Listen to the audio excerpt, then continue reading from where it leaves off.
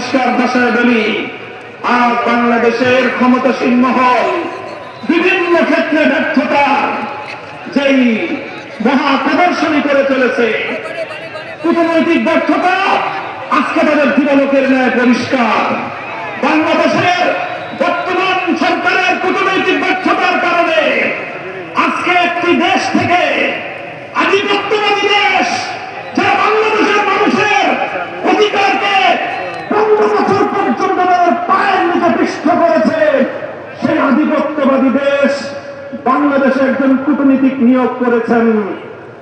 বিশ্ব ইতিহাসের সকল কূটনৈতিক সভ্যতা এবং ভব্যতার স্বাধীনতাকে রেওয়াজকে উপেক্ষা করে তাদের একজন দলীয় এজেন্ডা বাস্তবায়নকারীকে বাংলাদেশে সেই বিজেপির দলীয় এজেন্ডা বাস্তবায়ন করার জন্য কূটনৈতিক হিসেবে বাংলাদেশে নিয়োগ দিয়েছে।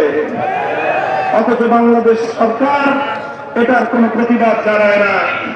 আমরা পরিষ্কার ভাষায় বলতে চাই, আমরা ভারত রাষ্ট্র এবং তার জনগণের সঙ্গে বাংলাদেশ সমতার ভিত্তিতে কূটনৈতিক সম্পর্ক স্থাপন করতে চাই। বাংলাদেশকে বিজেপির কোন দলীয় ফোরামে পরিণত করতে দেবে না।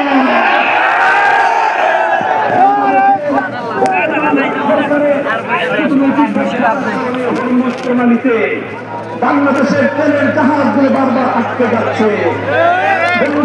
দেশ ইরান বাংলাদেশের সঙ্গে বন্ধুত্বের হাত বাড়িয়ে দেয়, কিন্তু বাংলাদেশ কূটনৈতিক ব্যর্থতার পরিচয় দিয়ে এখনো পর্যন্ত হরমুজ প্রণালী থেকে একটি জাহাজ অবমুক্ত করতে পারেনি। যদি আপনারা না পারেন, আমাদেরকে দায়িত্ব প্রদান করেন। বাংলাদেশের তেলবাহী জাহাজ মুক্ত করে বাংলাদেশের জ্বালানি সংকট নিরসনের ভূমিকা পালন করতে প্রস্তুত হয়েছে। আপনারা কি করবেন, কি করছেন? বাংলাদেশ ব্যাংকের গভর্নরের পদ দখল করেছেন। বাংলাদেশের গোটা ব্যাংক সেক্টরকে দুর্বৃত্তদের হাতে তুলে দিয়েছেন। এভাবে ব্যাংক সেক্টর থেকে আবার দুর্বৃত্ত করার মাধ্যমে বাংলাদেশ থেকে আপনার ধ্বংস করার পায়তারা করছেন। আপনারা দুর্নীতি দমন কমিশন থেকে বিচার বিভাগ পর্যন্ত রাষ্ট্রীয় প্রতিটি প্রতিষ্ঠানকে দলীয়করণ করার পায়তারা করছেন। আমাদের আখেরি পয়গাম, বাংলাদেশ ইনশাআল্লাহ কোনদিন সেই একদলীয় বাকশালতন্ত্র অথবা বিএনপি তন্ত্রের যুগে ফিরে যাবে না।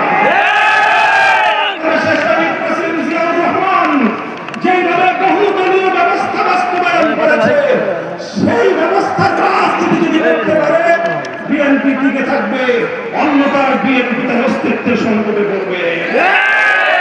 সাথী বন্ধুগণ, আমাদের আখেরি পয়গাম, যেভাবে গত দুদিন ধরে বাংলাদেশের বিভিন্ন শিক্ষাঙ্গনগুলোতে, ঢাকা বিশ্ববিদ্যালয় সহ বিভিন্ন শিক্ষাঙ্গনগুলোতে অস্ত্রের সংগ্রামী শুরু করেছেন, স্থানীয় ছাত্র নেতৃবৃন্দের উপর যেভাবে ছাত্রলীগের হেলমেট লীগের মতো ভূমিকায় অবতীর্ণ হয়েছে, এই ধারা যদি অব্যাহত থাকে, এর দায় সম্পূর্ণ সরকারকে গ্রহণ করতে হবে। সংস্কৃতি বন্ধ করুন, দ্রব্যমূল্যের দ্রব্যমূল্যের লাগাম টানুন। এভাবে রাষ্ট্রের প্রতিটি সেক্টরে বিরোধী দলের পক্ষ থেকে সহযোগিতার যে আহ্বান জানানো হয়েছে, সেই আহ্বানে সারাদিন ইনশাআল্লাহ আমরা সহযোগিতার ভিত্তিতে দেশকে এগিয়ে নিতে প্রস্তুত। কথা বলেন ঠিক কিনা? আজকের এই বিশাল গণসমুদ্রকে লক্ষ্য করে আখেরি কথা জিজ্ঞাসা করতে চাই।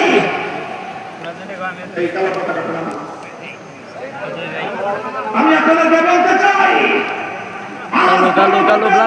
বাস্তবায়নের জন্য বাংলাদেশ খেলাফত মজলিস যে ডাক দিয়েছে, এটি আমাদের সর্বশেষ কর্মসূচি নয়।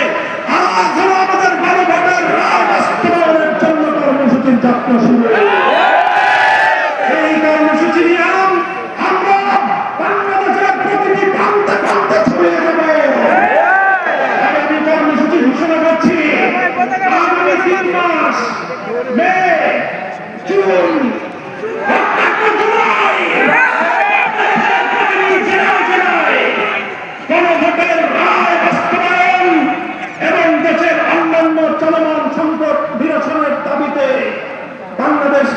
খেলাফত মজলিস জেলায় জেলায় নাগরিক সমাবেশ করবার ঘোষণা দিচ্ছে। প্রতিটি জেলায় নাগরিক সমাবেশ বাস্তবায়নের পর 2026 সালের 36শে জুলাই 5ই আগস্ট ঐতিহাসিক ঢাকায় বাংলাদেশ খেলাফত মজলিসের ডাকে কর্মসূচি অনুষ্ঠিত হবে ইনশাআল্লাহ। কর্মসূচিগুলো আপনারা বাস্তবায়ন করবেন তো ইনশাআল্লাহ। আমাদের আবার আখেরি পয়গাম দিয়ে যেতে চাই, এই গণভোটের রায়ের সঙ্গে যদি বিশ্বাসঘাতকতা করা হয়, জনগণের অধিকারকে যদি রাষ্ট্রীয়